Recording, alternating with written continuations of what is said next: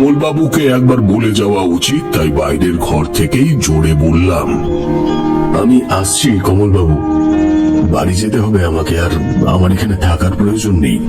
এই বলে আমি বাইরে বেরিয়ে এলাম। পেছন থেকে কমল বাবু আমাকে ডাকলেন। কি বাবা, তুমি চলে যাচ্ছ? হ্যাঁ মানে আমি চলে যাচ্ছি, আপনারা চিন্তা নেই, দীপু ঠিক হয়ে যাবে। তাও আমাকে ছাড়তে চান না কমল বাবু।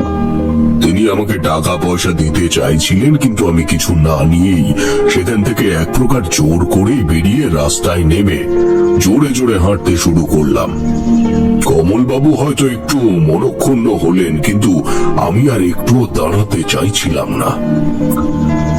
আসলে আমি দেখছিলাম দীপুও তাদের বাড়ির দরজার কাছে এসে দাঁড়িয়েছে। আমি কোনো মতেই তার মুখোমুখি হতে চাইছিলাম না, আর দিনে দিনে বাড়ি পৌঁছতে চাইছিলাম।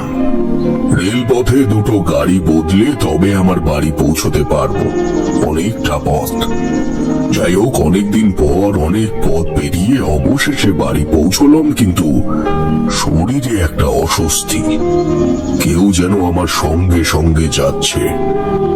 বাড়ি পৌঁছে প্রথমেই মায়ের সঙ্গে দেখা।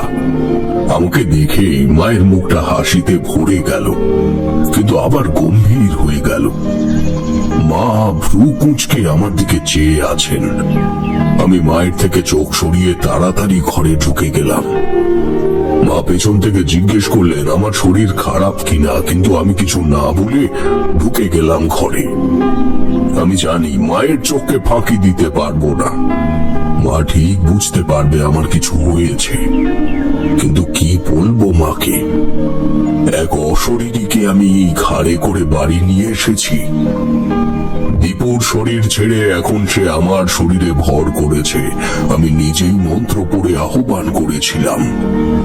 এই মন্ত্রের খারাপ দিক হচ্ছে এটাই যে কোনো প্রেতাত্মা যদি কাছাকাছি থাকে, যে মন্ত্র পড়ছে সে তার শরীরে আশ্রয় নেবে। দীপুকে বাঁচাতে গিয়ে আমি মন্ত্রটা জোরে জোরে পড়েছিলাম, ফলে সে এখন আমার শরীরে আশ্রয় নিয়েছে। কিন্তু আমি কি করে আমার শরীর থেকে একে তাড়াবো? ভাবলাম ঠাকুর তার পুঁথিগুলো একটু নেড়ে চেড়ে ঘেঁটে দেখব, কিন্তু আমি ঘর থেকে বেরিয়ে কারো মুখোমুখি হতে চাইছিলাম না। অবশ্য একমাত্র মা ছাড়া আমাকে কেউ ডাকাডাকি করতে আসেওনি। বাড়ির সবাই আমার হাব ভাব জানে। আমি বাড়ি ফিরেছি, এতেই সবার স্বস্তি।